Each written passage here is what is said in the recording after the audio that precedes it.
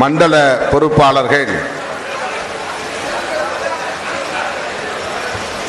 காஞ்சிபுரம், வடசென்னை, மைய சென்னை, தென் சென்னை, திருப்பெரும்புதூர், திருவள்ளூர், அரக்கோணம் ஆகிய நாடாளுமன்ற தொகுதிகள் அடங்கிய இந்த மண்டல செயற்குழுவை வெற்றிகரமாக ஒருங்கிணைத்திருக்கிற மண்டல பொறுப்பாளர்கள் சு.க. ஆதவன், கு.க. கதிர்நிலவன், தளபதி சுந்தர், வழக்குரைஞர் நா. தமிழ்மாறன், இரா. செல்வம், ரூத்தர் கார்த்திக், அம்பேத் வளவன் ஆகிய தோழர்களே, நம் அனைவரையும் வரவேற்று உரையாற்றி சிறப்பித்திருக்கிற காஞ்சிபுரம் சட்டமன்ற தொகுதி மாவட்ட செயலாளர் காஞ்சி லு. அருள்நாதன் அவர்களே, இதனை முன்னிலை வகித்து சிறப்பித்துக் கொண்டிருக்கிற முன்னணி தோழர்கள், மண்டல துணை செயலாளர்கள், வழக்குரைஞர் மதி. ஆதவன், தடாகோ. தமிழினியன், பருத்திக்குளம் சேகர், தீவா. எழிலரசு, தே. தென்னவன், செய்யூர் பொன்னிவளவன், வா. கனல்விழி, கீழ்க. அன்புச்செல்வன், சு.கே. புகழேந்தி, மேனகாதேவி கோமகன், தலைமை நிலைய செயலாளர் இளஞ்சேக்குவேரா, தலைமை நிலைய பொறுப்பாளர் வா. வனச்செழியன், துணை பொதுச் செயலாளர் எழில் கரோலின், வழக்கறிஞர் அணியின் முதன்மை செயலாளர் வழக்குரைஞர் தா. பார்வேந்தன், மகளிர் விடுதலை இயக்கத்தின் முதன்மை செயலாளர் இரா. ஆதிமொழி, சு.க. விடுதலை செழியன், செங்கை இரா. தமிழரசன், பாசறை ஆ. செல்வராஜ், காஞ்சி மு. தமிழினி, சூரா. ராஜ்குமார் மற்றும் வழக்குரைஞர் நெடுஞ்செழியன், வணிகரணியின் முதன்மை செயலாளர் நா. செல்லதுரை, அமைப்பு செயலாளர் பே. தமிழினியன், தோழர் பொதுனி வளவன், சு. தம்பிதுரை, லோகநாதன், வழக்குரைஞர் கு. எழில்மாறன், சிறுத்தை சீனு, சரவணன்,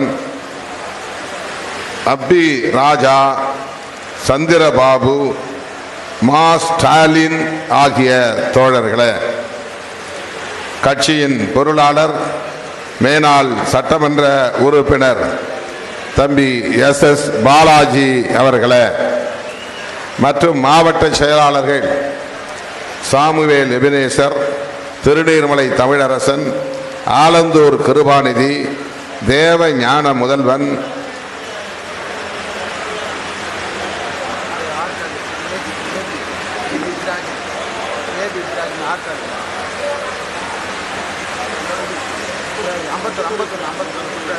அம்பத்தூர் இப்ராஹிம், ராவே யோகா, அருண் கௌதம், நீலமேகம், ஆவடி ஆதவன், சா. இளங்கோவன், நேசகுமார், ரமேஷ் கர்ணா, ரத்தின நற்குமரன், வேலூர் பிலிப், சா. சி. சந்தர், பாபு வளவன், தணிகை வளவன், டி.ஆர். சுபாஷ், புரசை அன்பு, பேரறிவாளன், உஷாராணி, வா. முகிலன், சேத்துப்பட்டு இளங்கோ, சேப்பாக்கம் வெங்கடேசன், மின்னல் பாபு, பா. வேலுமணி, து. அப்புன், சைதை ஜேக்கப், மந்தவெளி அசோக், புதூர் தினகரன், ரியல் மா. ரஜினி, சே. கரிகால் வளவன், வேளச்சேரி தா. இளையா ஆகிய 6 நாடாளுமன்ற தொகுதிக்குட்பட்ட மாவட்ட செயலாளர்களே, காஞ்சிபுரம் சட்டமன்ற தொகுதியை சார்ந்த மாவட்ட பொறுப்பாளர்கள் திருமாதாசன், கனகராஜ், சத்யா, தனகோபி, இந்திரா அம்பேத்கர் வளவன், அப்துல் இர்ஷாத், தாமல் ராமராஜ், கலைச்செல்வி, கவியரசு, நா. ஜெய்சங்கர், நகர் பாலாஜி, வே. Sundar, A. Vijayan, Rekha Stanley, Jamuna, Gopinath, George Reynold Reagan ஆகிய தோழர்களே, காஞ்சி மேற்கு மாநகர் மாவட்ட செயலாளர் ரமேஷ் அவர்களை, கிழக்கு மாநகர செயலாளர் வினோத்குமார் அவர்களை மற்றும் ஒன்றிய செயலாளர்கள் சதீஷ்குமார், திருப்புக்குழி பூபாலன், கு தினேஷ், ஆசா சிலம்பரசன் ஆகிய தம்பிகளை, ஆட்டோ பாஷா, கோனேரிக்குப்பம் சுதாகர் ஆகிய தோழர்களை,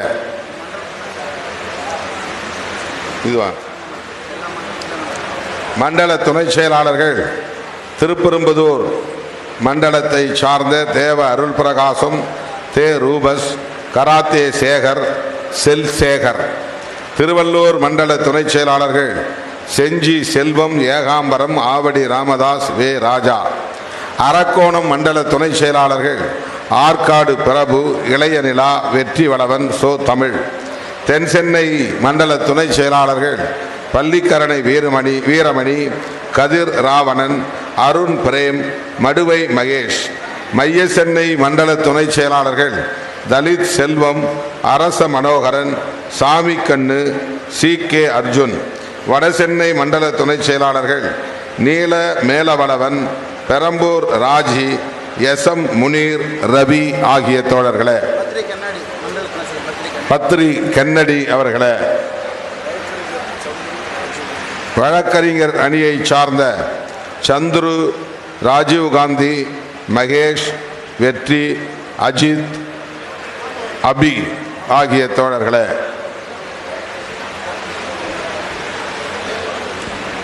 மற்றும் இயக்கத்தின் முன்னோடிகளே, நெடுநேரமாக காத்திருக்கிற என் உயிரின் உயிரான விடுதலை சிறுத்தைகளே,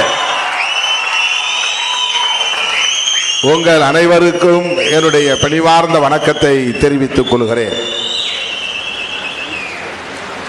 தமிழ் தேசிய மாநாட்டுக்கான முதல் மண்டல செயற்குழு காஞ்சி மண்ணில் வெற்றிகரமாக நடந்து கொண்டிருக்கிறது. நான் மிகுந்த மகிழ்ச்சி அடைகிறேன். உங்கள் திருமுகங்களை எல்லாம் பார்க்கிற போது, உங்களிடையே கொப்பளிக்கிற எழுச்சியை பார்க்கிற போது, மாநாடு மாபெரும் வெற்றி பெறும் என்கிற நம்பிக்கை எனக்கு ஏற்பட்டிருக்கிறது. 4 மணிக்கு தொடங்க வேண்டிய நிகழ்ச்சியை நாம் 1.5 மணி நேரம் தாமதித்து தொடங்கினோம். 4 மணிக்கு வர வேண்டிய நான் 8 மணிக்கு வந்து சேர்ந்தேன். தனிப்பட்ட வேலைகள் என்று எனக்கு எதுவும் இல்லை. காலையில் வேளச்சேரியிலே பார்வையாளர்களை சந்தித்து அங்கிருந்து நான் நகர்வதற்கே பகல் 1 மணிக்கு மேலாகிவிட்டது. நண்பகல் 1 மணிக்கு மேலாகிவிட்டது. அதன் பின்னர் மதிய உணவை முடித்துக்கொண்டு வெளிச்சம் தொலைக்காட்சி சென்று ஒரு சில தொகுதி மாவட்டங்களுக்கான நிர்வாகம் அறிவிக்கப்படாமல் இருக்கிற நிலையில் அதனை விரைந்து அறிவிக்க வேண்டும் என்று கலந்து பேசி வழிகாட்டுதல் கொடுத்துவிட்டு அங்கிருந்து கிளம்பவே 5 மணி ஆகிவிட்டது. 1.5 மணி நேரத்தில் போகலாம் என்று சொன்னார்கள். ஏறத்தாழ 3 மணி நேரம் ஆனது. தோழர்கள் சொன்னதைப் போல வழி நெடுகிலும் ஆங்காங்கே வரவேற்கிறோம் என்று ஏராளமானவர்கள் கூடி நின்றார்கள். ராட்சத மாலைகளை பொக்கலையின் கொண்டு, அது என்ன ஜேசிபியா, கிரேன் கொண்டு அணிவித்தார்கள். கூடை கூடையாய் உதிரி பூக்களால் மலர் தூவி வரவேற்றார்கள். அவர்களை எல்லாம் தாண்டி கடந்து நகரத்துக்குள்ளே புகுந்தால் நகரத்திற்குள்ளும் ஏராளமான சிறுத்தைகள் மரித்து கொண்டார்கள். இதுவரையில் காணாத எழுச்சியை என்னால் இந்த முறை காண முடிந்தது. அதிலும் காஞ்சி மாநகரத்தில் இவ்வளவு பெரிய எழுச்சியை கண்டு நான் மகிழ்ச்சி அடைந்தேன். 10 மணி நெருங்க போகிறது. இன்னும் உங்கள் உற்சாகம் குறையவில்லை. பசியை மறந்து அமர்ந்திருக்கிறீர்கள். வீட்டுக்கு திரும்ப வேண்டும் என்று கருதாமல் 4 மணியிலிருந்து ஏறத்தாழ 6 மணி நேரம் ஒரே இடத்தில் அமர்ந்திருக்கிறீர்கள். நெடுநேரம் நான் பேச வேண்டும் என்று ஆசை, ஆனால் நேரம் மிகவும் கடந்துவிட்ட நிலையில் நான் இதற்கு பிறகு சென்னைக்கு போய் திருமண வரவேற்பு நிகழ்ச்சிகளிலும் பங்கேற்க வேண்டும். வழக்கம் போல நள்ளிரவை தாண்டித்தான் நான் உறங்கச் செல்ல முடியும். இங்கே பேசிய நம்முடைய முன்னணி தலைவர்கள் இந்த மாநாடு குறித்து, மாநாடு வெற்றி பெற வேண்டிய தேவை குறித்து, நடப்பு அரசியல் குறித்து, நமக்கு எதிரான அவதூறுகள் குறித்து உங்களிடையே வகுப்பே எடுத்திருக்கிறார்கள். வெறும் பேச்சாக இல்லை, அரசியல் வகுப்பு. ஆகவே மேலும் நான் அது குறித்து பேசுவது தேவையற்றது என்று நான் கருதுகிறேன். மாநாடு வெற்றி பெற வேண்டும். மார்ச் மாதம் நான் அறிவித்தேன், மே 17 இந்த மாநாடு நடைபெறும் என்று மார்ச் மாதம் அறிவித்தேன், தேர்தலுக்கு முன்பு. ஆனால்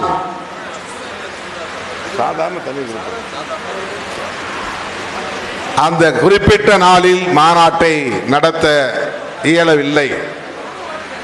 பேச்சுவார்த்தை, தொகுதி பங்கீட்டுக்கான பேச்சுவார்த்தை தொடங்கிவிட்டது. அதன் பிறகு நடந்ததெல்லாம் உங்கள் அனைவருக்கும் தெரியும்.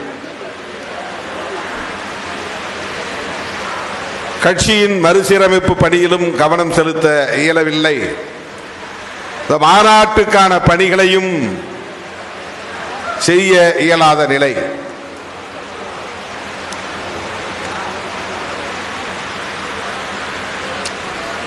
இதுவெல்லாம் அறிவிப்பதற்கு முன்பே தெரியாதா என்ற கேள்வி எழுவது இயல்புதான். எப்படியும் அறிவித்தபடி நடத்திவிடலாம் என்று நான் ஒரு நம்பிக்கையோடு தான் தேர்தலுக்கு முன்பே நடத்திவிட வேண்டும் என்கிற எதிர்பார்ப்போடு அறிவிப்பு செய்தேன். ஆனால் அரசியல் சூழல், மறுசீரமைப்பு நடவடிக்கைக்காக நான் மேற்கொண்ட அதீதமான உழைப்பு, இந்த மாநாட்டுக்கென்று நான் தமிழ்நாடு முழுவதும் உங்களை எல்லாம் சந்திக்க இயலாமற் போகும் என்கிற ஒரு நிலையை உணர்ந்து தள்ளி வைத்தேன். மே 17 திட்டமிட்டவாறு நடத்த முடியவில்லை. அதே போல ஜூன் 14ஆம் தேதி விருதுகள் வழங்கும் விழா என்று அறிவித்து அதனையும் நாம் தள்ளி அண்மையில் தான் ஜூலை 5ஆம் தேதி நடத்தி முடித்தோம். ஆக மே 17ஆம் தேதி நடத்துவதாக அறிவிக்கப்பட்ட இந்த மாநாட்டை ஆகஸ்ட் 17க்கு நாம் தள்ளி வைத்திருக்கிறோம். ஆண்டுதோறும் ஆகஸ்ட் 17 தமிழர் எழுச்சி நாளாக கொண்டாடப்பட்டு வருகிறது. இந்த முறை தமிழர் எழுச்சி நாள் என்று தமிழ் தேசிய எழுச்சி மாநாடாக நாம் கொண்டாட இருக்கிறோம்.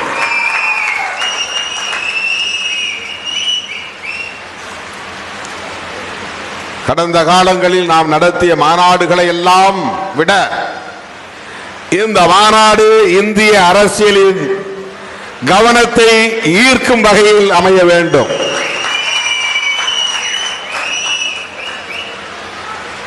இது வேற லெவல் என்று சொல்லக்கூடிய வகையிலே இந்த மாநாடு நடைபெற வேண்டும். ஒவ்வொரு மாநாடும் ஒரு தாக்கத்தை ஏற்படுத்தி இருக்கிறது. ஆங்கிலத்திலே டாக் ஆஃப் தி டவுன் என்று சொல்லுவார்கள். அப்படி டாக் ஆஃப் தி ஸ்டேட் என்று சொல்லத்தக்க வகையில் நாடு முழுவதும், தமிழ்நாடு முழுவதும் ஒரு வார காலத்திற்காவது நம்முடைய மாநாடு குறித்து முன்னும் பின்னும் விவாதித்திருக்கிறார்கள். விவாதிக்கக்கூடிய அளவுக்கான தாக்கத்தை நாம் ஏற்படுத்தி இருக்கிறோம். ஆதரித்து எதிர்த்து விமர்சனங்கள். அரசியல் அரங்கில் அந்த மாநாடுகள் எல்லாம் பெரிய அளவில் கருத்தியலுக்கான விவாதங்களையும் உருவாக்கி இருக்கிறது. ஒவ்வொரு மாநாடும் தேசம் காப்போம் பேரணி நடத்தினோம். உள்ளபடியே தேசத்தின் கவனத்தை அது ஈர்த்தது. அதற்கு முன்பு 2019 நாடாளுமன்ற தேர்தலின் போது தேசம் காப்போம் மாநாடு நடத்தினோம். மாநில சுயாட்சி மாநாடு நடத்தினோம். அரசமைப்பு சட்ட பாதுகாப்பு மாநாடு நடத்தியிருக்கிறோம்.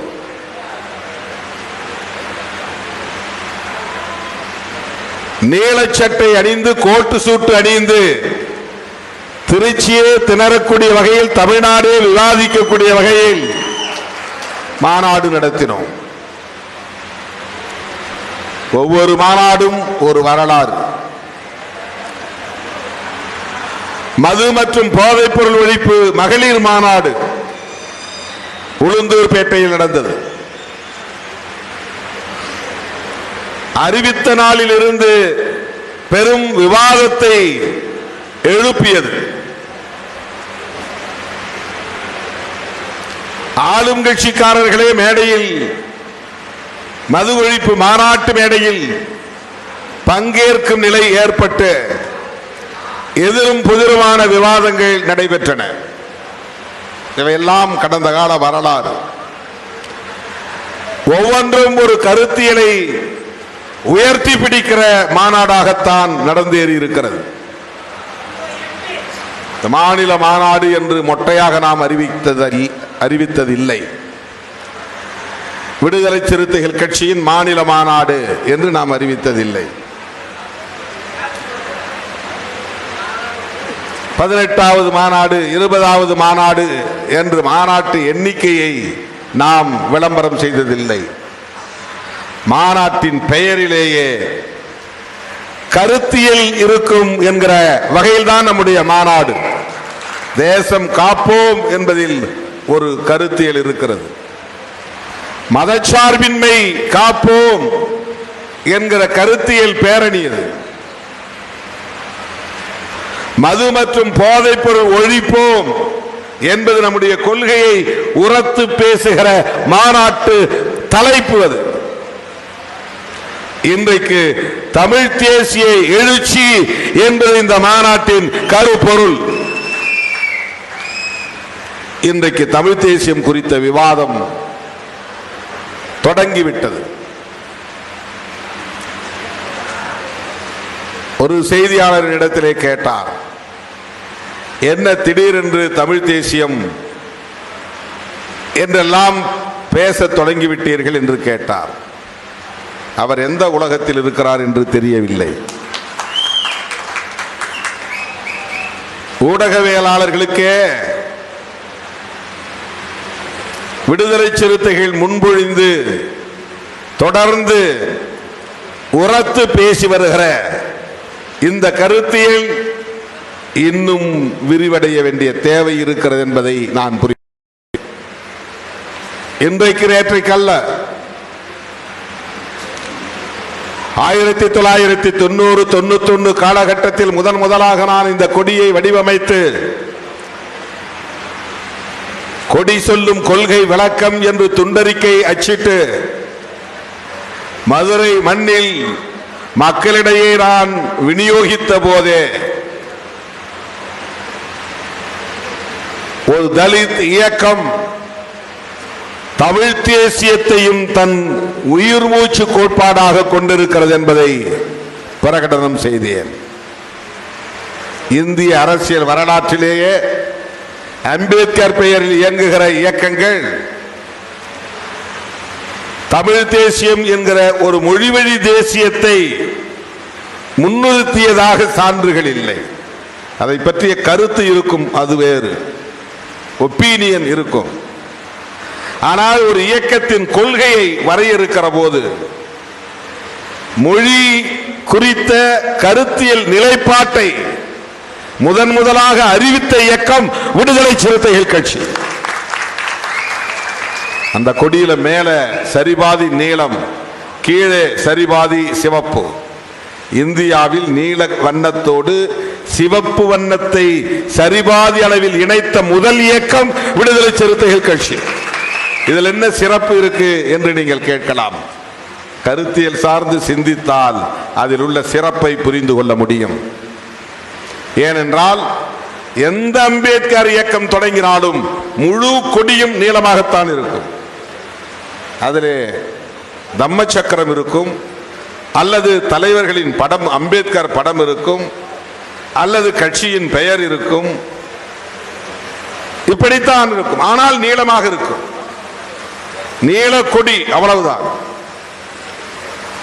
அந்த கொடி வடிவமைக்கிற போது நான் அந்த நீல வண்ணத்தோடு சரிபாதியாக சிவப்பை இணைத்ததில் ஒரு கருத்தியல் இருக்கிறது. இந்த இடதுசாரி சிந்தனை தலித் அரசியலோடு இணைந்து முன்னெடுக்கப்பட வேண்டும் என்பதுதான் அந்த சிந்தனை. கம்யூனிஸ்டுகள் தான் வெறும் சிவப்பு, அதிலே வேறு எதையும் அவர்கள் இணைக்க மாட்டார்கள். அம்பேத்கர் இயக்கம் வெறும் நீலம், அதிலே வேறு வண்ணம் இருக்காது. கம்யூனிஸ்டுகள் முழுமையாக சிவப்பு கட்சி கொடிகளில். இதுதான் கடந்த கால அரசியல். நான் இடதுசாரி வண்ணத்தையும் அம்பேத்கர் இயக்கத்தின் நிலையான வண்ணத்தையும் சரிபாதியாக இணைத்தேன். 1990ஆம் ஆண்டு ஏப்ரல் திங்கள் 14ஆம் நாள் புரட்சியாளர் அம்பேத்கர் அவர்களின் பிறந்த நாள் என்று மதுரை மண்ணில் இந்த கொடியை ஏற்றினேன். அந்த கொடியின் வடிவ நடுவிலே ஒரு நட்சத்திரம். அந்த நட்சத்திரத்தில் 5 முனைகள். அந்த 5 முனைகளும் எங்கள் கொள்கைகளை பேசும், வியூகங்களை சொல்லும் என்று நான் பிரகடனம் செய்த போது, ஒரு முனை சாதி ஒழிப்பு, இன்னொரு முனை தமிழ் தேசியம், இன்னொரு முனை மகளிர் விடுதலை, இன்னொரு முனை பாட்டாளி வர்க்க விடுதலை, இன்னொரு முனை ஏகாதிபத்திய எதிர்ப்பு. இதுதான் சிறுத்தைகளின் கொள்கைகள். ஆகவே தமிழ் தேசியம் என்பதை 2026 திருமாவளவன் பேசவில்லை. 1990 முதலாக இந்த கொடியை வடிவமைத்து அறிமுகப்படுத்திய போது அறிவிப்பு செய்தோம், பிரகடனம் செய்தோம்.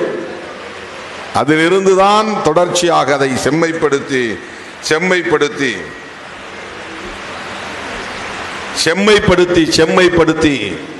இன்றைக்கு தமிழ் தேசிய எழுச்சி மாநாட்டை நடத்துவது என்கிற ஒரு இடத்தை நாம் எட்டி பிடித்திருக்கிறோம். இந்த தமிழ் தேசிய பார்வையின் விளைவுதான் ராமசாமி என்கிற பெயரை தொல்காப்பியன் என்று நான் மாற்றி அறிவித்தேன். எல்லோரும் தமிழ் பெயர் சூட்டுங்கள். இப்போது நான் கோரிக்கை வைக்கிறேன். தமிழ்நாட்டில் தமிழ் பெயர் வைப்பவர்கள் யார் என்றால் அவர்கள் சிறுத்தைகள் தான் என்ற வரலாறு தொடர வேண்டும். நாம் அதை உள்வாங்கிக் கொள்ள வேண்டும். தமிழ் என்றால் சிறுத்தைகள், தமிழ்நாடு என்றால் சிறுத்தைகள், தமிழ் தேசியம் என்றால் சிறுத்தைகள். அந்த அடிப்படையில் தான் நாம் பல முன்னெடுப்புகளை செய்திருக்கிறோம். ஈழ விடுதலையை ஆதரிப்பது என்பது கூட தமிழ் தேசிய பார்வையில் இருந்துதான். விடுதலை புலிகளை ஆதரிப்பது என்பது தமிழ் தேசிய விடுதலைக்கான தேவையை உணர்ந்துதான். சில பேர் தொடக்க காலத்தில் தலித் இயக்கத்துக்கும் தமிழுக்கு என்ன சம்பந்தம் அப்படின்லாம் கேள்வி எழுப்பியிருக்கிறாங்க. இவர் ஏன் எல்டிடியை பற்றி அதிகமாக பேசுகிறார், பிரபாகரனை பற்றி அதிகமாக இவர் ஏன் பேசுகிறார் என்றெல்லாம் சொல்லி இருக்கிறார்கள், விமர்சித்திருக்கிறார்கள். அதற்கெல்லாம் நான் செவிமடுக்கவில்லை, விளக்கம் சொல்லவில்லை. அதற்கு நான் எந்த எதிர்வினையும் ஆற்றவில்லை. ஆனால் இன்றைக்கு இந்திய மாநிலங்கள் பலவற்றில் மொழிவழி தேசியம் குறித்த கதையாடல்கள் பெரும் வீச்சை பெற்றிருக்கின்றன. எங்க மொழி எங்க மொழி, தெலுங்கு தேசியம், கன்னடம் கன்னட தேசியம், மலையாளம் மலையாள தேசியம், இந்தி ஆதிக்க எதிர்ப்பு, ஒரு இனத்தின் நீண்ட நெடிய வரலாற்று பாரம்பரியத்தை சிதைக்கிற எந்த முயற்சியையும் அனுமதிக்க கூடாது. மொழி என்பது நமக்கான ஒரு வரலாற்று அடையாளம்.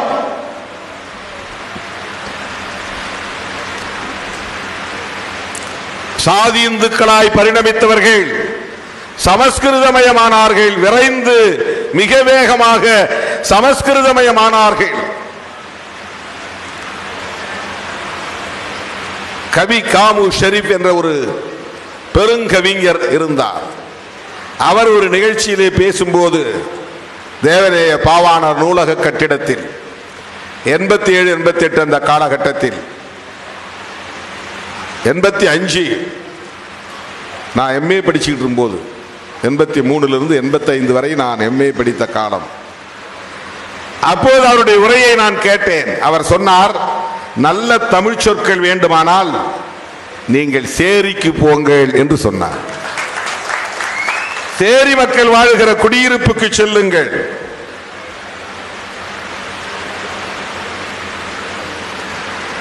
நல்ல தமிழ் சொற்கள் அங்கேதான் இருக்கிறது.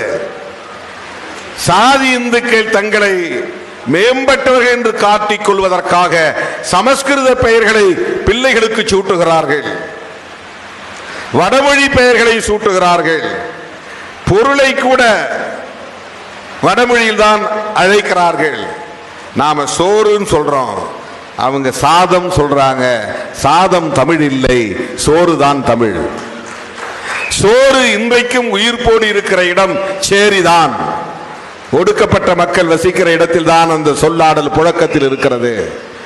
அந்த சாதியிலிருந்து நாங்கள் மேம்பட்டவர்கள் என்று கருதுகிற சாதி இந்துக்களின் வாயில் பெரும்பாலும் சாதம் என்றுதான் வரும். சாதம் தமிழ் சொல் இல்லை. இதை சொன்னவர் கவிஞர் கவி காமு ஷெரீப். தோழர்களே, தமிழ் இன்றைக்கு வாழ்கிறது என்று சொன்னால், நல்ல தமிழ் சொற்கள் இன்றைக்கும் புழக்கத்தில் இருக்கிறது என்று சொன்னால், அது ஒடுக்கப்பட்ட மக்களிடையே இருக்கிறது. அப்படின்னா தலித்துங்கிறது தமிழ் சொல்லா அப்படின்னு கேட்பாங்க குதர்க்கவாதமா. இப்ப தலித்துன்னு சொல்லலாமா? தேசிய அளவில் இந்திய அளவில் நூற்றுக்கணக்கான ஆயிரக்கணக்கான ஒடுக்கப்பட்ட சாதிகள், பட்டியல் சமூக சாதிகள் இருக்கின்றன. இவர்கள் அனைவரையும் ஒரு சொல்லில் அழைக்க வேண்டும். அதற்கு உலகளாவிய புழக்கத்தில் இருக்கிற சொல் Dalit.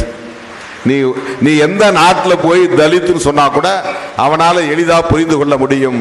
Socially, economically, educationally suppressed and oppressed people அப்படிங்கிற டெஃபினிஷன் அவனுக்கு தெரியும். புரோக்கன் பீப்புள், நொறுக்கப்பட்ட மக்கள் என்று அவனால் புரிந்து கொள்ள முடியும். அந்த அடையாளத்திற்காகத்தான் அது சாதியை மறுக்கிற சொல். பறையர் என்று சொன்னால் அது சாதியை ஏற்றுக்கொள்ளுகிற சொல். தலித் என்றால் சாதி ஒழிப்பை முன்னிறுத்துகிற சொல்.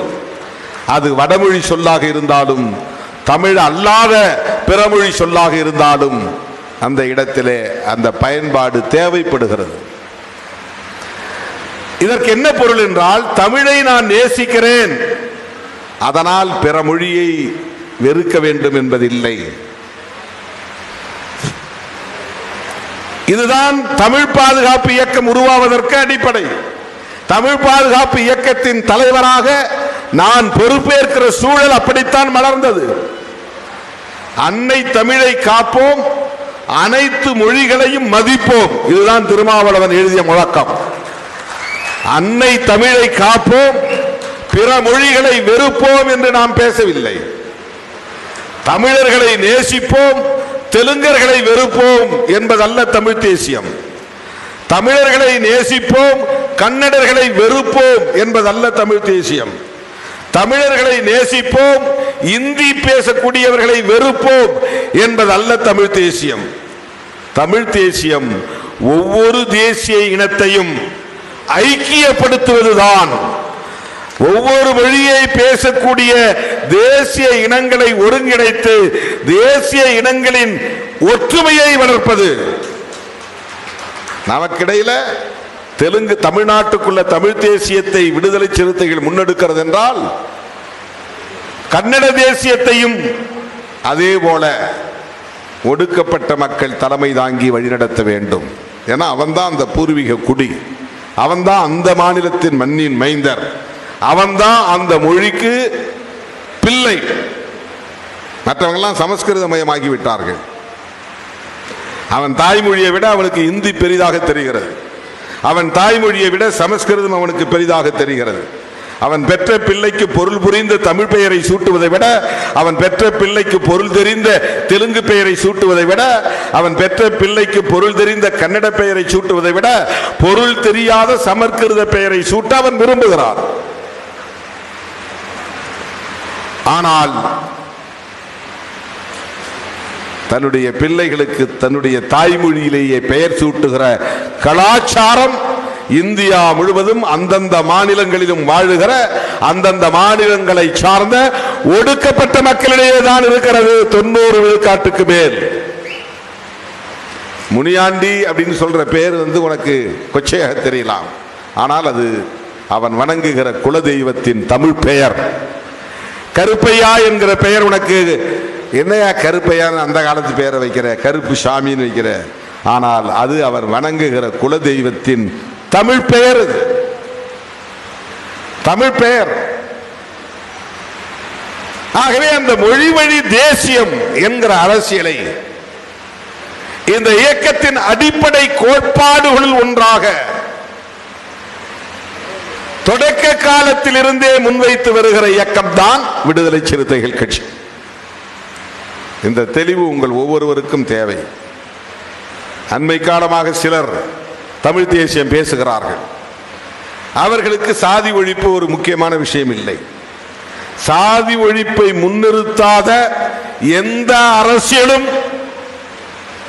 முற்போக்கானதாக இருக்க முடியாது. இந்திய மண்ணை பொறுத்தவரையிலே அது எந்த அரசியலாக இருந்தாலும்.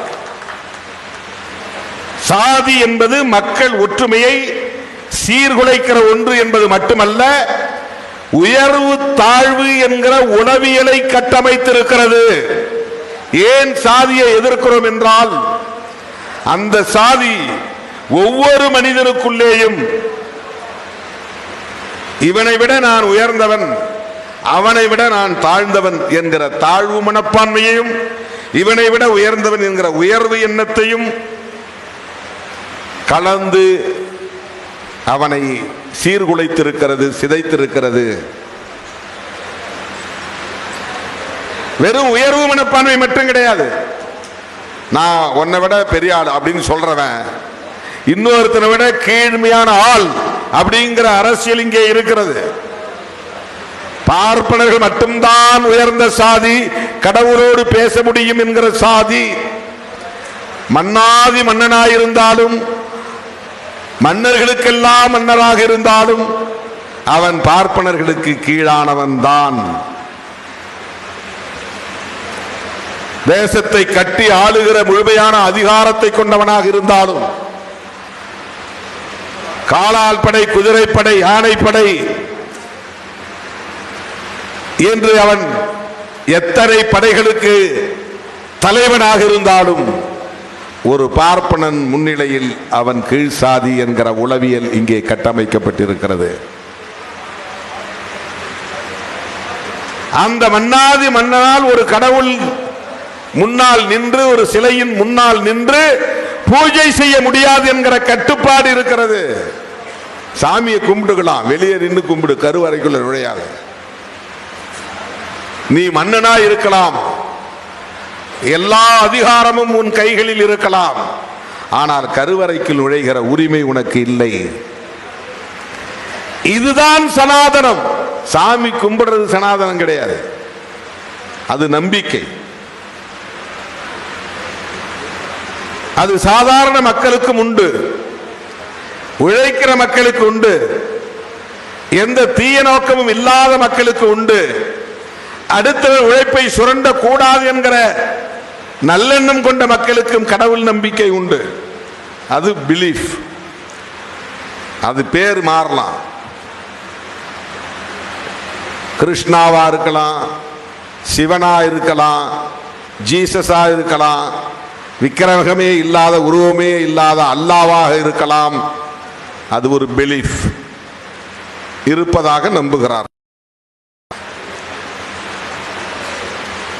அதுவல்ல சனாதனம் என்பது ஒரு மனிதனை விட உயர்ந்தவன் இவன் அல்லது தாழ்ந்தவன் இவன் என்கிற அந்த உளவியல் கட்டமைப்பு இருக்கிறது, மைண்ட் செட், சைக்காலஜி. இது குருதி வழியாக தலைமுறை தலைமுறையாக தொடர்ந்து இங்கே வந்து கொண்டே இருக்கிறது. இந்த வாழ்வியல் முறை அதை தக்க வைத்து பாதுகாத்து கொண்டிருக்கிறது. குடியிருப்பு அமைப்பு முறை அதை தக்க வைத்து பாதுகாத்து கொண்டிருக்கிறது. திருமணம் போன்ற கலாச்சாரங்கள் அதை தக்க வைத்து பாதுகாத்து கொண்டிருக்கிறது. அதிகாரத்தை அது ஒரு குறிப்பிட்ட இடத்தில் மட்டுமே குவித்து வைக்கிறது. நிலத்துக்கான உரிமையை சிலருக்கு மட்டுமே கிடைக்கும்படி செய்கிறது. சிலருக்கு மட்டும்தான் ஆயிரக்கணக்கான ஏக்கர் நிலங்கள் இங்கே இருக்க முடியும், எல்லோரிடம் நிலம் இருக்காது. சிலர்கிட்ட மட்டும்தான் அதிகாரம் இருக்கும், எல்லோரும் அதிகாரத்துக்கு வர முடியாது, ஆட்சி அதிகாரத்திற்கு வர முடியாது. இதையெல்லாம் இந்த சாதிய கட்டமைப்பு உள்வாங்கி இருக்கிறது, அதை தக்க வைத்துக் கொண்டிருக்கிறது, அதை தொடர்ந்து பாதுகாத்து வருகிறது. அடுத்தடுத்த தலைமுறைக்கு அப்படியே அதை கொண்டு செல்கிறது. துணிவெழுப்பவன் பிள்ளைகள் துணிவெழுத்துத்தான் ஆக வேண்டும், அதுதான் சனாதனம். முடிவெட்டக்கூடியவருடைய பிள்ளைகள் முடிவெட்டித்தான் ஆக வேண்டும், அதுதான் சனாதனம். கோயிலுக்கு போறது, சாமி கும்பிடுறது, திருநீர் பூசுறது, குங்குமம் வைக்கிறதெல்லாம் சனாதனம் கிடையாது. அதுவல்ல சனாதனம், அப்படி நாம் சொல்லவில்லை. அதுவல்ல சனாதனம். உயர்வு தாழ்வை உறுதிப்படுத்தி அதன் அடிப்படையில் மக்களை பிளவுபடுத்தி அவர்களின் தொழிலை சாதி அடிப்படையிலான தொழிலாக மாற்றி அதுவே தலைமுறை தலைமுறையாக தொடர வேண்டும் என்பதையும் நிலைப்படுத்தி இருக்கிறது. அதுதான் சனாதனம்.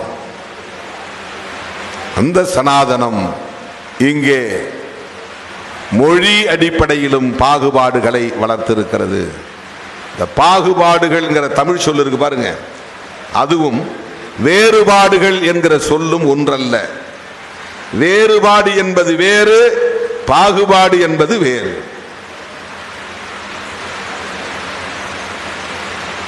கருப்பு வெள்ளை என்பது வேறுபாடு, குட்டை நெட்டை என்பது வேறுபாடு, இட்லி தோசை என்பது வேறுபாடு. ரெண்டும் அரிசியில தான் செய்யறோம், அரிசியில் தான் செய்யறோம். ஒரே கண்டென்ட் தான், ஒரே ரா மெட்டீரியல் தான், ஒரே மூலப்பொருள் தான். ஆனா வேறுபாடு. ஏன்னா இது இட்லி, இது தோசை, இது வேறுபாடு. இந்த இட்லிய ஒரு உட்கார வச்சு இலையில சாப்பிடுன்னு சொல்றது, உனக்கு அப்படிலாம் உட்கார வச்சு இலையெல்லாம் போட முடியாது, கையேந்து இந்த ஒரு இட்லி வாங்கிக்க அப்படியே சாப்பிடு அப்படின்னு கையில போடுறது, இது பாகுபாடு. இட்லி தோசை என்பது வேறுபாடு. ஒரு மனிதனை நடத்தும் விதம் இருக்கிறதே, நடத்தும் முறை இருக்கிறதே, அதில் இருக்கிற உளவியல் இருக்கிறதே, அதில் இருக்கிற ஆதிக்க உணர்வு இருக்கிறதே, இதுதான் டிஸ்கிரிமினேஷன் பேர், பாகுபாடு. பாகுபாடு என்பதுதான் சனாதனம். இங்க இருக்கிற எவனுக்கு அதெல்லாம் புரியாது. இவர் சனாதன எதிர்ப்புங்கிறாரு, அப்புறம் ஏன் கோயிலில் போய் கும்பாபிஷேகம் நடத்துறாருன்னா, கும்பாபிஷேகம் எங்க அம்மா நடத்துது, எங்க அப்பா நடத்துறான், என் அண்ணன் நடத்துறான், என் தம்பி நடத்துறான், என்ன அவன் கூப்பிடுறான், நீ கூப்பிட மாட்ட, உனக்கு கூப்பிடுற அளவுக்கு உனக்கு மெச்சூரிட்டி கிடையாது, உனக்கு பரந்த மனப்பான்மை கிடையாது, உனக்கு எப்போதுமே ஒரு புத்தி இருந்துகிட்டே இருக்கு, இவனெல்லாம் இங்க கூப்பிடக்கூடாதுன்னு. என் சொந்தம் பந்தம் என்ன கூப்பிடுறான், நான் போறேன். உணர்வுகளை மதிக்கிறேன், உணர்வுகளை மதிக்கிறேன். நான் போய் அப்பா என்னை எப்படியாவது முதல் மந்திரி ஆக்குன்னு நான் சாமி கும்பிடல, என்னை எப்படியாவது பிரதமர் மந்திரி ஆக்குது அப்படின்னு நான் சாமி கும்பிடல, எனக்கு எப்படி 100 வயசு ஆயுள் கொடுன்னு நான் போய் சாமி கும்பிடல. எங்க அக்கா தங்கச்சி அண்ணன் தம்பி மாமா மச்சான் என்ன கூப்பிடுறான், ஐயா எங்க ஊர்ல நான் கோயில் கட்டி இருக்கிறேன், எவனையோ கூப்பிடுறது பாரு, உன்னை கூப்பிடுறேன், நீ வா நீ வா, நீ வந்து தண்ணியை ஊத்து அப்படின்னு அவன் கூப்பிடுறான், நான் போறேன். உடனே இவனுக்கு வந்து அவனுக்கு அவனால புரிஞ்சுக்க முடியாது. இந்த அரசியலெல்லாம் புரிஞ்சுக்கிற அளவுக்கு மூளை கிடையாது அவனுக்கு. இந்த அரசியலை புரிந்து கொள்ளக்கூடிய அளவுக்கு மூளை உள்ளவன் எவனும் இல்லை. அவனுங்க பார்த்து திருமாவளவன் தடுமாறுகிறாருங்கிறான், மாற்றி மாற்றி பேசுகிறாருங்கிறான். ஏன்னா இந்த லீடர்ஷிப்பை எப்படியாவது டேமேஜ் பண்ணணுங்கிறத அவன் நோக்கம். திருமாவளவன் என்கிற தலைமைத்துவத்தை தமிழகத்தில் சிதைக்க வேண்டும் என்கிற காழ்ப்புணர்ச்சியோடு பலரும் இங்கே பேசிக் கொண்டிருக்கிறார்கள். ஒன்றும் பண்ண முடியலையே, இவன்ட்ட என்ன ஆசை காட்டினாலும் என்ன வித்தை காட்டினாலும் எதுக்குமே ஏய்ந்து போகாத, இணங்காத, இசைவு கொடுக்காத ஒரு ஆளா இருக்கிறானே, அசைந்து கொடுக்காத ஒரு ஆளாக இருக்கிறானே. இதுதான் பிரச்சனை, இதுதான் பிரச்சனை. அது எப்படி நீ இங்க போயிட்டா அங்க எப்படி உறவு வச்சுக்க அப்படிங்கிறான். அவங்க ரெண்டு பேருமே உறவு வச்சுக்கிறாங்களா, அது எப்படி? ஜெயிச்சவங்களும் தோத்தவங்களும் அடுத்த நாளே சந்தித்துக் கொள்கிறார்களே, அதையே யாரும் கேள்வி கேட்கல? தீய சக்தின்னு சொன்னார் இல்லையா? இப்ப தீய சக்தின்னு சொன்னவர் எப்படி அவரை போய் தீய சக்தியை பார்க்கலாம் அப்படின்னு யாராவது விவாதம் நடத்தினாங்களா? அதுல என்ன அரசியல்? இப்ப ரெண்டு பேரும் ஒன்னா இருங்கப்பா, அப்பதான் பிஜேபியை எதிர்க்க முடியும் அப்படின்னு திருமாவளவன் சொன்னா, திருமாவளவனுக்கு என்னாச்சுன்னு கேட்கிறான். இந்த அரசியலை புரிந்து கொள்ளுகிற வலிமை அவர்களுக்கு இல்லை. அதுதான் பிரச்சனை. அதுக்கு ஒரு கெப்பாசிட்டி வேணும், ஒரு கிளாரிட்டி வேணும், அதுக்கு வந்து ஒரு பார்வை அணுகுமுறை தேவை, ஒரு விஷனரி அப்ரோச்ங்கிறது தேவை. நான் எங்க சுத்தி வந்தாலும் சனாதன எதிர்ப்பில் உறுதியாக இருப்பேன். நான் எங்க சுத்தி வந்தாலும் சனாதன சக்திகளை அம்பலப்படுத்துவதில் உறுதியாக இருப்பேன். நான் எங்கே சுற்றி வந்தாலும் தமிழ்நாட்டுக்குள் பிஜேபி வலிமை பெற்றுவிடக் கூடாது, RSS காலுண்டு விடக்கூடாது.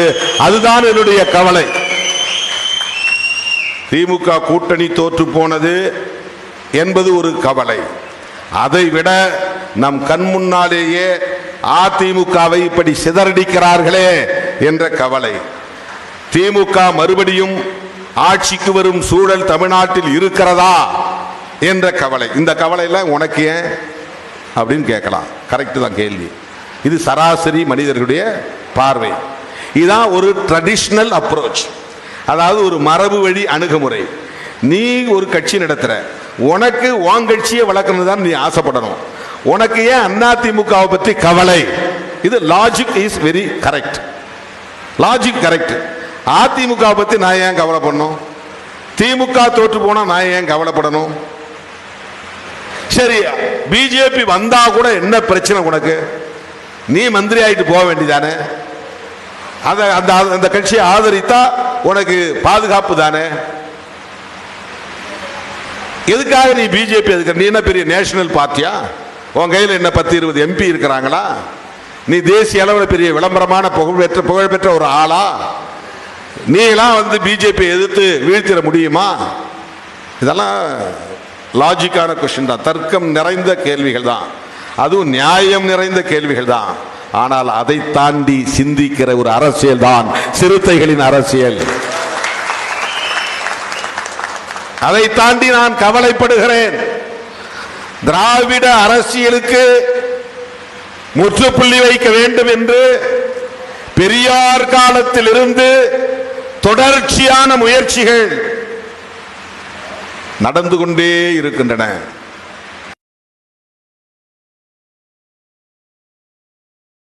பெரியார் அரசியல் தான் காரணம். ஏன் திமுக ஒழியணும் அப்படின்னு நினைக்கிறாங்கன்னா, அது வெறும் கலைஞர் குடும்பத்தை ஒழிக்கணுங்கிற அரசியல் கிடையாது. அது சிலருடைய நோக்கமா இருக்கலாம்.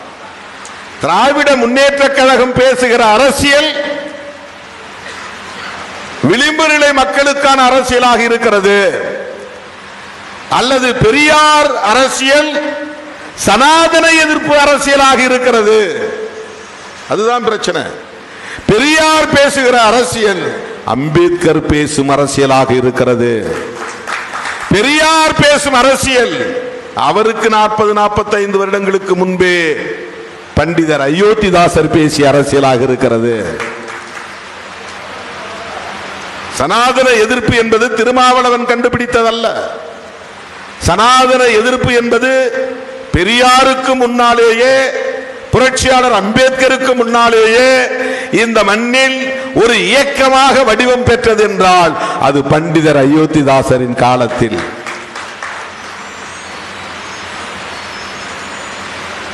இதையெல்லாம் வகுப்பு எடுத்தா கூட அவங்களால புரிஞ்சுக்க முடியாது. ஏன்னா பண்டிதரை ஒருத்த கூட படிச்சிருக்க மாட்டாங்க. இந்த விவாதங்களில் பங்கேற்கிற யாரும் படிச்சிருக்க வாய்ப்பு இல்லை. பெரியாரை கூட படிச்சிருக்க மாட்டாங்க. ஏதோ பேரை தெரிஞ்சு வச்சிருப்பாங்க, அவ்வளவுதான். பெரியாரையே படிக்காதவர்கள் அம்பேத்கரை எங்க படிச்சிருக்க போறாங்க? நாமே இன்னும் முழுமையா படிக்கல. ஏன்னா அம்பேத்கரை படிக்கிறதுங்கிறது அவ்வளவு எளிதான ஒன்று அல்ல. வெறும் பக்கங்களை புரட்டுறதல்ல அம்பேத்கரை படிக்கிறது. ஒவ்வொரு வரிக்குள்ளும் வரலாறு அடங்கி இருக்கிறது.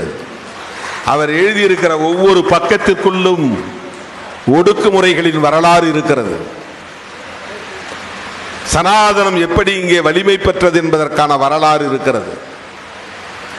சாதிய உளவியல் எப்படி இங்கே வலிமை பெற்றது என்பதற்கான வரலாறு இருக்கிறது. அதை படிப்பதற்கென்று ஒரு விஷன் தேவை. விஷன் என்ன? ஒரு பார்வை. பார்வைனா என்ன? கருத்தியல் புரிதல். கருத்தியல் புரிதல்னா என்ன? இந்த சமூகத்தை பற்றியும், அரசியலை பற்றியும், பொருளாதாரத்தை பற்றியும், உற்பத்தி முறையை பற்றியும், விநியோக முறையை பற்றியும், விலை நிர்ணய முறையை பற்றியும், ஆட்சி நிர்வாக முறையை பற்றியும் நமக்கு ஒரு புரிதல் தேவை.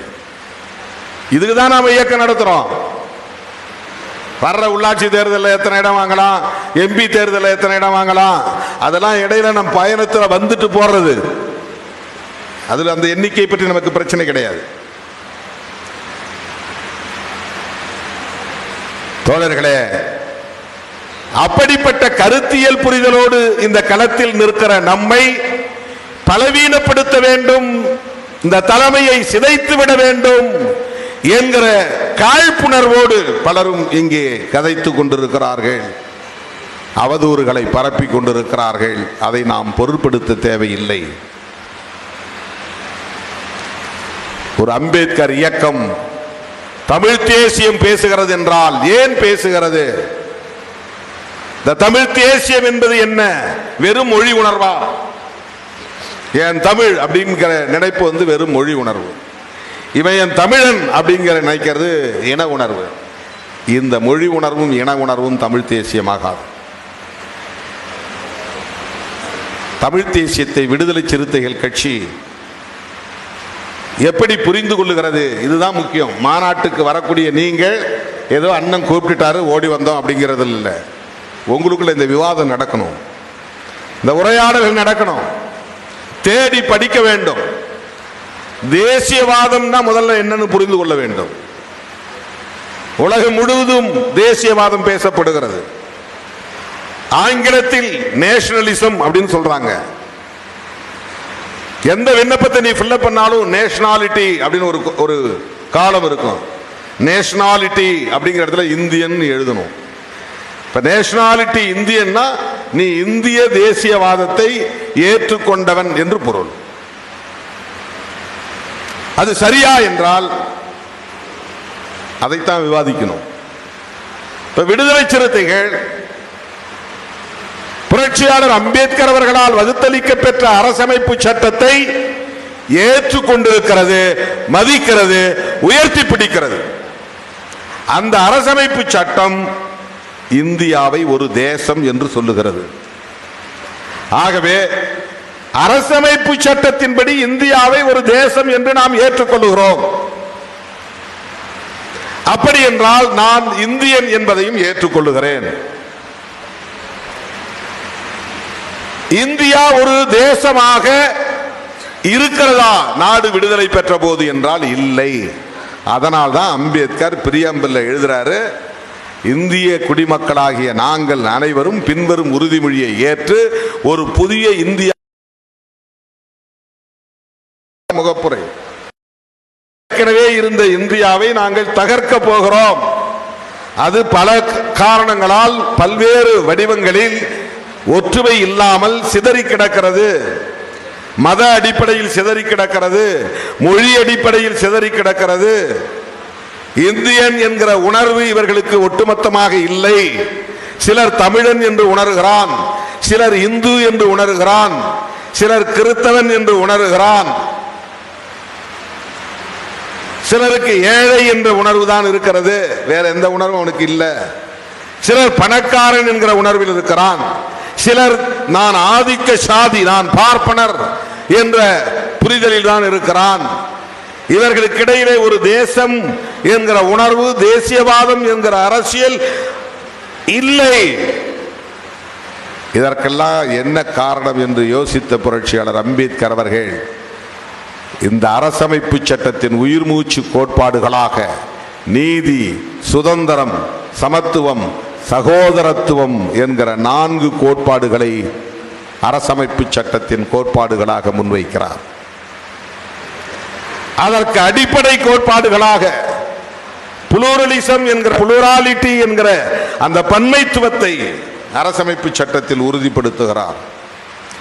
செக்குலரிசம் என்கிற புரட்சிகரமான ஒரு கோட்பாட்டை அரசமைப்பு சட்டத்தின் உயிர் மூச்சு கோட்பாடாக வைக்கிறார். இதெல்லாம் ஆங்கில சொல்தான், ஆனால் நீங்கள் ஒவ்வொருவரும் இதை உச்சரிக்க வேண்டும், தெரிந்து வைத்திருக்க வேண்டும். அந்த செக்குலரிசம் என்பதுதான் இங்கே மதச்சார்பின்மை என்று தமிழிலே அழைக்கப்படுகிறது. இந்தியாவில் எத்தனை மதங்களும் இருக்கட்டும், ஆனால் உருவாகிற அரசு மதசார்பற்ற அரசாக இருக்கட்டும். இதுதான் கான்ஸ்டிடியூஷன், இதுதான் கான்ஸ்டிடியூஷன். இந்தியாவில் எத்தனை மொழிகளும் பேசப்படட்டும், ஆனால் ஒரு மொழி சார்ந்த அரசாக இது இருக்கக்கூடாது. இதுதான் செக்குலரிசம். ஒரு சார்பு கூடாது, அதுதான் செக்குலரிசம். தமிழ் மொழி பேசுறவன் இருக்கலாம், ஆனா அவன் இந்திய நாட்டுக்குள்ள இருக்கிறான். தெலுங்கு பேசுகிறவன் இருக்கலாம், இந்தி பேசுகிறவன் இருக்கலாம், பீகாரி பேசக்கூடியவன் இருக்கலாம், மராத்தி பேசக்கூடியவன் இருக்கலாம், கன்னடன் பேசக்கூடியவன் இருக்கலாம். எந்த மொழியையும் பேசக்கூடியவன் இந்தியாவுக்குள் வாழலாம், இந்தியனாகவே வாழ வேண்டும், அவ்வளவுதான். இதை அனுமதிப்பதுதான் பன்மைத்துவம். பன்மைன்னா புளுரல், பல அப்படின்னு அர்த்தம். பன்மைத்துவம்னா பல தன்மைகள் இந்த மண்ணில் கலாச்சாரமாக ஊறி இருக்கிறது, அதை அனுமதிப்பது. தோழர்களே, புரட்சியாளர் அம்பேத்கர் வகுத்தளித்த இந்த அரசமைப்பு சட்டத்தை நாம் ஏற்றுக்கொள்ளுகிற போது இந்தியாவை ஒரு தேசமாக கட்டமைக்க நாம் உறுதியேற்கிறோம். அந்த தேசம் மதசார்பற்ற இந்தியாவாக இருக்க வேண்டும். அப்போதுதான் சாதியற்ற இந்தியாவை உருவாக்க முடியும். சாதியற்ற இந்தியாவை உருவாக்கினால்தான் உயர்வு தாழ்வு இல்லாத சமத்துவ இந்தியாவை உருவாக்க முடியும். இந்த சீக்வன்ஸ் நீங்க புரிஞ்சுக்கணும். மதசார்பற்ற இந்தியா அப்படின்னாதான் இந்து மதசார்பற்ற இந்தியாவை இங்கே உருவாக்க முடியும். மதசார்பற்ற இந்தியாவை உருவாக்கினால்தான் சாதியற்ற இந்தியாவை உருவாக்க முடியும். சாதியற்ற இந்தியாவை உருவாக்கினால்தான் சமத்துவ இந்தியாவை உருவாக்க முடியும். இதுதான் அம்பேத்கருடைய கனவு. அம்பேத்கருடைய கனவு இதுதான், அவருடைய ட்ரீம், பெருங்கனவு.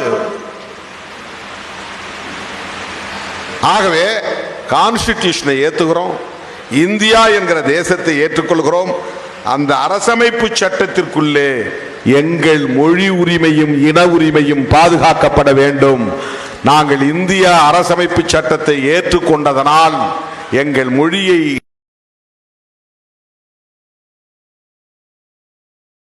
எங்கள் நாடுதான், தமிழ் எங்கள் மொழி, அதை ஒருபோதும் நாங்கள் விட்டுக் கொடுக்க மாட்டோம். அதுதான் மொழி உரிமை. அதனால்தான் இந்தியை எதிர்க்கிறோம். இந்தி பேசக்கூடிய மாநிலங்களில் இந்தி வாழட்டும், அவர்களோடு நாம் உறவு வைத்துக் கொள்வோம்.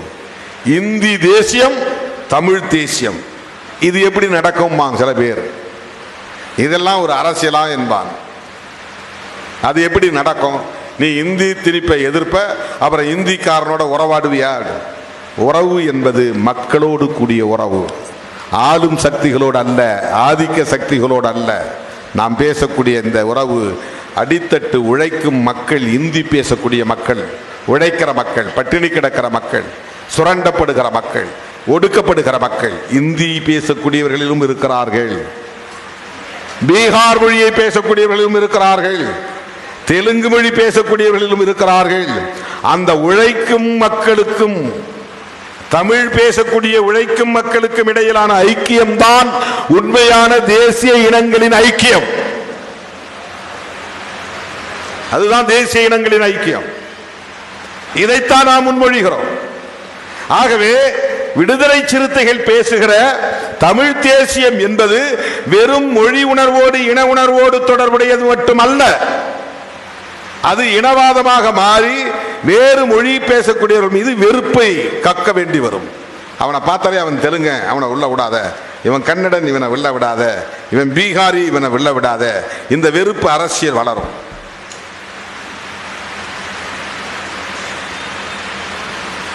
உழைக்கிற மக்களுக்கு இடையிலே இருக்கிற ஒற்றுமை சிதையும்.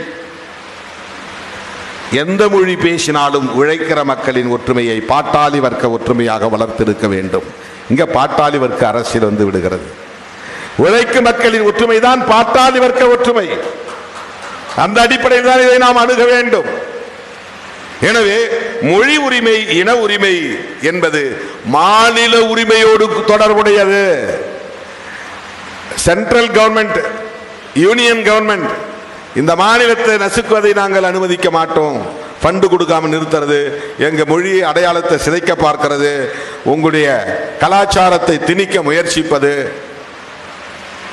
இந்த மாநில அரசு வந்து பிஜேபி ஆளாத மாநில அரசு, அதனால் நாங்கள் நிதி தரமாட்டோம், எங்க சொல்லுபடி நீ கேட்கணும் அப்படின்னு மாநில அரசை முடக்குவது, அச்சுறுத்துவது, செயல்பட விடாமல் தடுப்பது.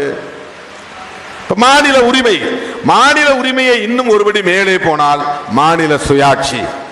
மாநில சுயாட்சி மாநாடு நடத்திய இயக்கம் விடுதலை சிறுத்தைகள் கட்சி. ஆகவே நாம் பேசுகிற தமிழ் தேசியம் இந்திய அரசமைப்புக்கு உட்பட்ட மொழி உரிமை, இன உரிமையுடன் கூடிய மாநில சுயாட்சி என்பதுதான். இரண்டாவது கூறு, நீங்க புரிந்து கொள்ள வேண்டிய கூறு, இரண்டாவது கூறு, இந்திய தேசியம் என்பது பிஜேபி எப்படி பேசுகிறது, காங்கிரஸ் எப்படி பேசுகிறது, மற்ற கட்சிகள் எப்படி இந்திய தேசியத்தை பேசுகிறார்கள் என்று பார்த்தால், மற்ற கட்சிகள் எல்லாம் ஒரு புறம் தள்ளி வைத்துவிட்டு நாம் முதல் இயக்கமாக கணக்கிலே கொள்ள வேண்டியது பிஜேபி பேசுகிற இந்திய தேசியம். பிஜேபி பேசுகிற இந்திய தேசியம் காங்கிரஸ் பேசிய இந்திய தேசியம். காங்கிரஸ் வந்து இது ஒரு நாடு, இந்தியா என்கிற நாடு, நீயும் நானும் இந்தியன் என்கிற உணர்வை மட்டும் சொன்னது. அது நாட்டினத்தால், நாட்டினம்னா நேஷனாலிட்டி, நாட்டினத்தால் முன்மொழிய பெற்ற தேசியவாதம், இந்தியன் நேஷனலிசம். அது இந்தியன் நேஷனலிசம். ஆனால் பிஜேபி வைப்பது இந்து நேஷனலிசம். இந்த நாடு இந்துக்களுக்கு மட்டும்தான் சொந்தமானது, நீ எல்லாம்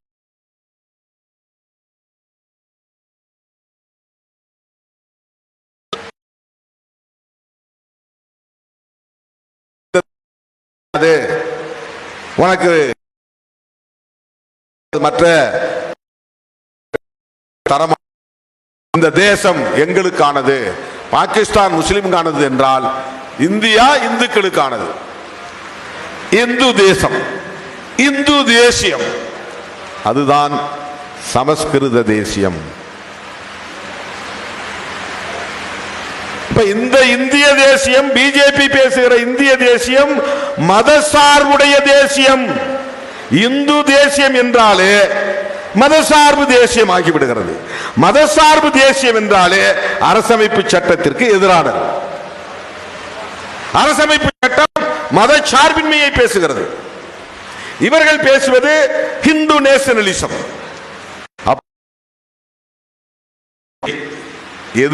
எதிர்க்க வேண்டுமானால் ஒரு மொழி, ஒரு மதம், என்கிற அந்த தேசியவாதத்தை எதிர்ப்பது என்று பொருள். ஏன் பிஜேபி எதிர்க்கிறோங்கிறதுக்கு இப்ப புரிஞ்சுக்கிச்சா? வெறும் ஓட்டு அடிப்படையில் நாம பிஜேபி எதிர்க்கல. தனிப்பட்ட முறையில் பிஜேபி மீது நமக்கு எந்த வெறுப்பும் கிடையாது. பிஜேபி தலைவர்கள்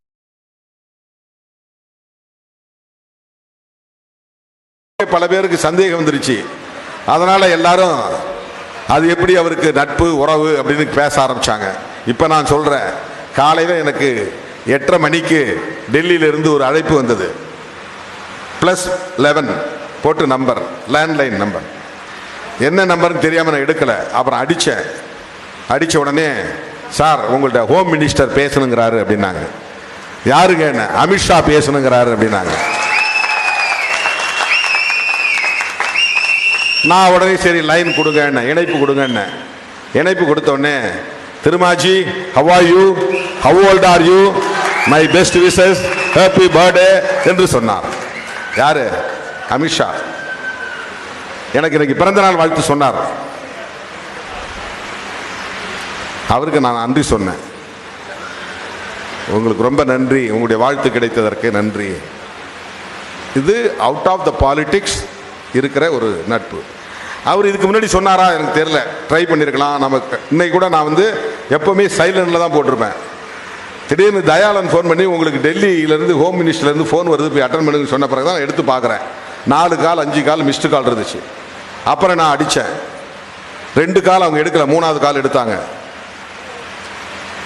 என்னுடைய சர்டிஃபிகேட்டில் என் பிறந்த நாள் 10/7/1962. அப்போ அப்படி எழுதிட்டாங்க. என் ஜாதகத்தில் எனக்கு எழுதியிருந்த பிறந்த நாள் ஆகஸ்ட் 17 ஆவணி 1. ஜாதகம் எழுதுறவங்க தான் கரெக்டான தேதி குறிப்பாங்க. ஏன்னா இப்போ உள்ளூரில் இருக்கிற ஐயருங்க கரெக்டாக எந்த தேதியில் பிறந்தமோ பிறந்த தேதியை கரெக்டாக ஆவணி மாதம் 1ஆம் தேதி சுபகிருது வருஷம் ஆவணி மாதம் 1ஆம் தேதினு எழுதி வச்சிருக்கிறாங்க. அதனால நாம் 10/7 கொண்டாடுறதில்லை. பிறந்த நாள் கொண்டாடுறதுன்னு முடிவான பிறகு சர்டிஃபிகேட்டில் இருக்கிற தேதியை மறந்தாச்சு. ஜாதகத்துப்படி எழுதின தேதி அதுதான் உண்மையான தேதி. அது எந்த ஆங்கிலத்துக்கு எந்த தேதி வருதுன்னு பார்த்தா அது ஆகஸ்ட் 17க்கு வருது. அதனால இப்போ நம்ம கொஞ்ச காலமாக ஆகஸ்ட் 17 கொண்டாடிக்கிட்டு இருக்கிறோம். அந்த சர்டிஃபிகேட் நம்ம மாற்ற முடியாது. அப்போ பார்லிமெண்ட்டுக்கு கொடுக்கும்போதெல்லாம், எலெக்ஷன் அஃபிடவிட்டில் கொடுக்கும்போதெல்லாம் கம்யூனிட்டி சர்டிஃபிகேட் வைக்கிற மாதிரி பர்த் சர்டிஃபிகேட் நம்ம டிசி வைப்போம். First SSLC first page. அந்த எஸ்எஸ்எல்சி புக்கில் இருக்கிற முதல் பக்கத்தில் 10/7/62 போட்டிருப்பாங்க.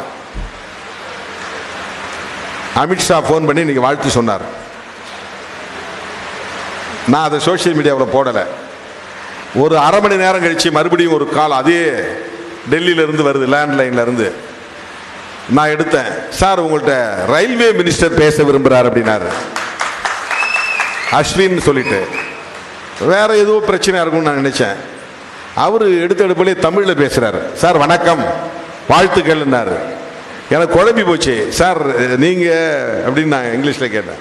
உடனே அவர் சொன்னார், சார் நான் ரயில்வே மினிஸ்டர் தான் பேசுகிறேன், எனக்கு தமிழ் தெரியும் சார், நான் கொஞ்ச நாள் அங்கே இருந்தேன் அப்படின்ட்டு அவர் இங்கிலீஷ்லேயே வாழ்த்து சொன்னார். அவர் பிஜேபிக்காரர் தான். வீடு தேடி எனக்கு பத்திரிக்கை வச்சார். அவர் இல்லை திருமண நிகழ்ச்சிக்கு. அந்த கல்யாணத்துக்கு நான் போயிட்டு வந்தேன். பிஜேபியின் கொள்கையை எதிர்ப்பது என்பது வேறு, தனிநபர் உறவு என்பது வேறு.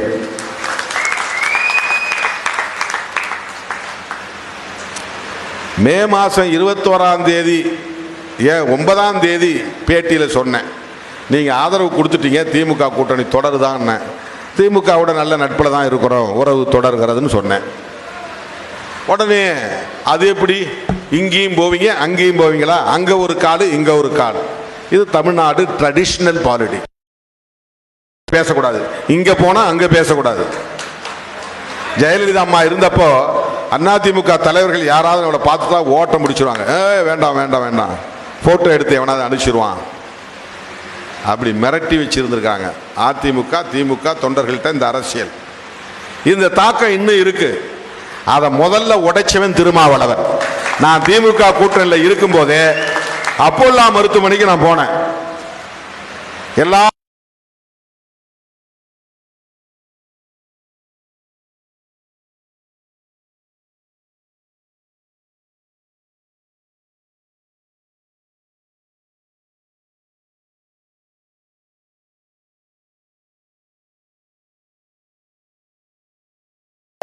அப்படின்னு சொல்லிட்டு உள்ள போய் ஓபிஎஸ் பார்த்துட்டு நான் வந்தேன்.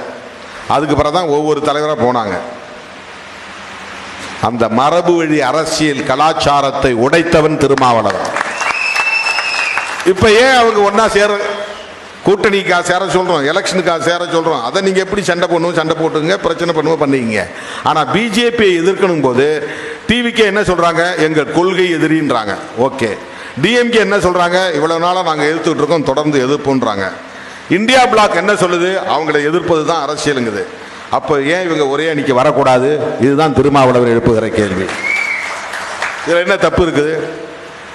கேரளாவில் காங்கிரஸ் இடதுசாரிகளும் பயங்கரமான மோதல். பினராயி விஜயன் RSS காரனே பேசுறாரு. ராகுல் காந்தி அங்க இந்தியா பிளாக்ல கூட்டணியில மார்க்சிஸ்டும் உட்காருது, காங்கிரஸும் உட்காருது. மேற்கு வங்கத்தில் மம்தா பானர்ஜிக்கும் காங்கிரஸுக்கும் சண்டை. ஆனா இந்தியா பிளாக்ல 2 பேரும் வந்து ஒன்னா உட்கார்றாங்க. தமிழ்நாட்டில் அப்படி ஒரு அரசியல் நடக்கக்கூடாதா? இதை திருமாவளவன் சொன்னா உங்களால் அதை புரிந்து கொள்ள முடியாதா? உங்க கட்சியிலிருந்து ஆளை தூக்குறாங்களே, இப்ப கூட நான் ரெடியா இருக்கிறேன். எவ்வளவு பேர் வேணும், நானே அனுப்பி வைக்கிறேன். எங்க பாசறையில் உங்களுக்கு தேவையான அளவுக்கு படைத்தளபதிகள் உருவாகி இருக்கிறார்கள் என்றால் அது எனக்கு மகிழ்ச்சி தானே. இவர்கள் வந்துதான் அதை மீட்டெடுக்க முடியும் என்று உள்ளபடியே நீங்கள் நம்பினால் எவ்வளவு பேர் வேணும் சொல்லுங்க. தளபதிகளை அனுப்பி வைக்க நான் தயாராக இருக்கிறேன்.